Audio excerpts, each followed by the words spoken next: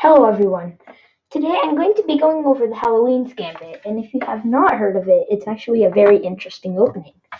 So now what you do is start with the King's Pawn opening. Pawn e4, e5, knight f3, knight c6, knight c3, knight c6. Now you have the nice four knights game on the board, and now here's where the fun starts. You play the scary knight capture on e5, giving up your knight for the pawn. Now, if you recapture with your knight, you push d4, and now the knight has to go back. Now you need to decide: do you play e5 or d5? Well, the truth is, you should not be playing e5 because it gives your opponent a chance to go back to e8. And now, if you decide to go bishop c4, now you just go knight g to e7, and you're perfectly fine here. You can, after black castles, you can just bring your pawn to d5, and then so on and so forth. So so now just bring your pawn to d5, and then go bishop e5, and then now all you have to do is just bring your knight to g6. After captures, now you have now the central pawn is guarded, so now you could do anything. Not that you lose the knight, you lose the bishop automatically. If you develop a bishop with bishop d2, all you have to do is just play bishop b4. You pin the knight, and you're ready to castle. And let's say you go a3 here, it just captures, and now you castle, and you're perfectly fine here. So that's why instead of playing e5, you should go d5. D5 doesn't leave black with many options, but I'll discuss each and every one of them.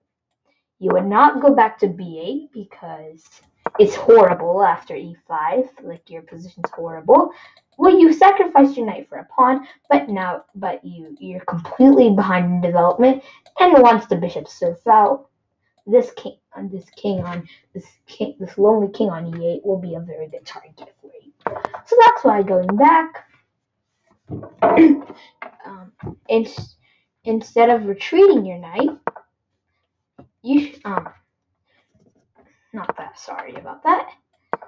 Instead of retreating your knight back to g8, you would sometimes see knight a5. It's the same thing with knight a5. You push e5, and now you're forced to go back. And now you have a nice center. You have a nice center. He's behind in development. He has a weak knight on a5 that's not really doing anything, and your bishops are ready to surf out, and so is your queen. And this black king should be finished off any moment now.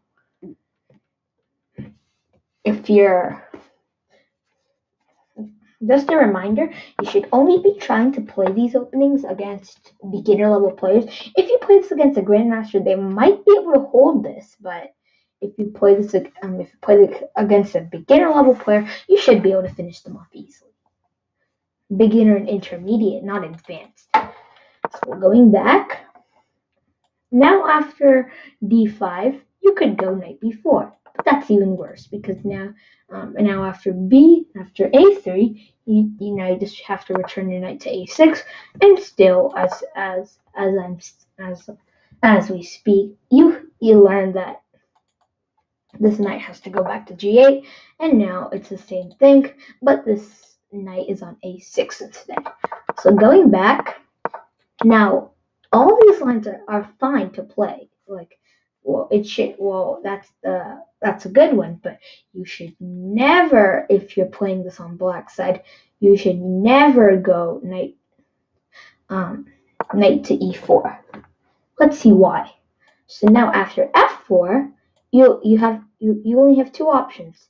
You either go back to g6, or you play g4, or you go back to g4. If you go knight g6, it's the same idea. You get your knight pushed, and then eventually your knight gets trapped, and you regain your material for this very nice pawn chain.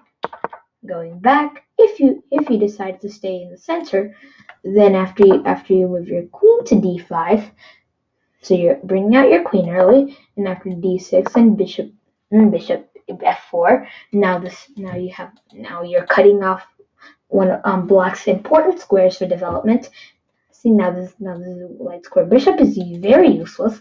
And now after a move like bishop d7, now if you play queen e8, you could castle. No, queen e7, you could castle. But who cares? Queenside castle, queen e7, and now all you have to do is just completely shut off his castling idea by playing bishop captures on e5, d captures on e5, and now now I bet you can spot it.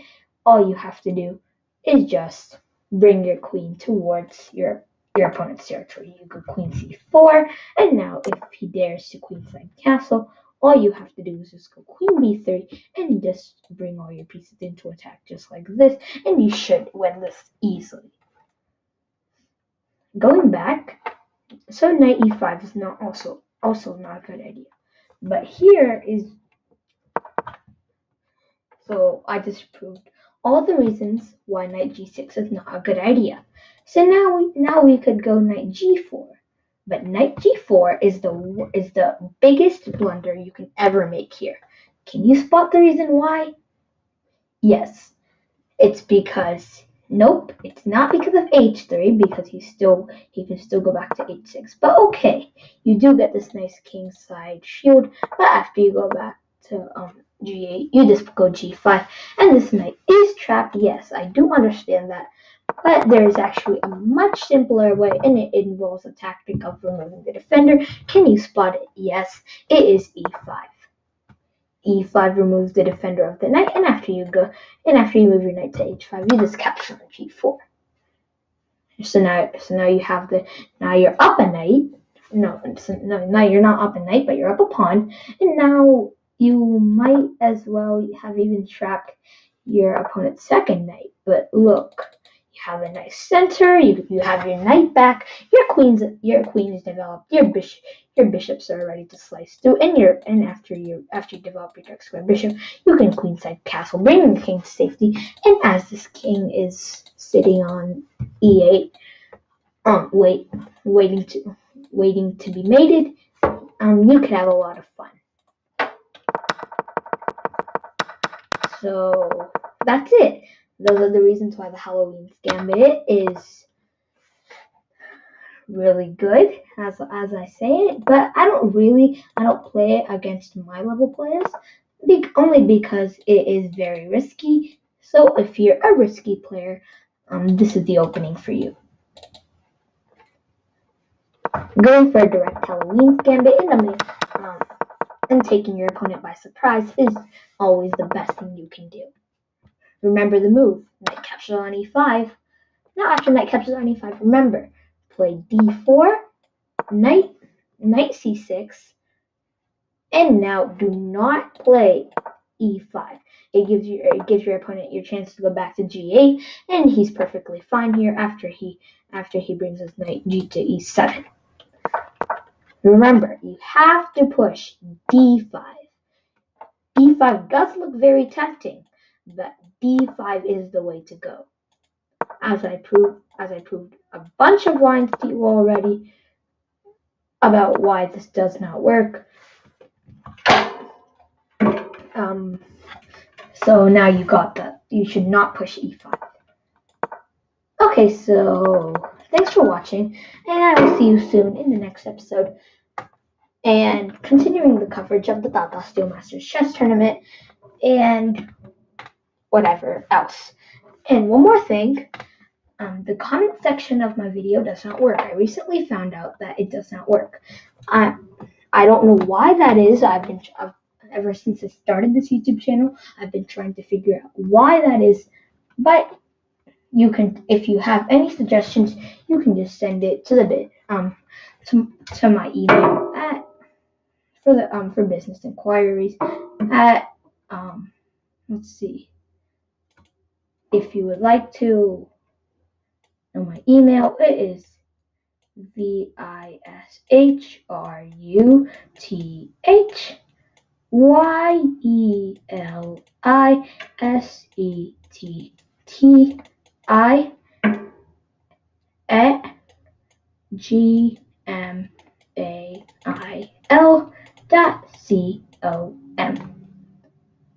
Okay, so that is perfectly optional if you have any suggestions that you want, if you want me to review a game. And thank you all for watching, and I'll see you soon. As I said before, continuing the coverage of the Blockbuster Duel Masters and maybe doing a few videos on the Magnus Carlsen Invitational Knockouts. So thank you all for watching, and I'll see you soon in the next video. And I hope you have an excellent rest of your day. Bye bye.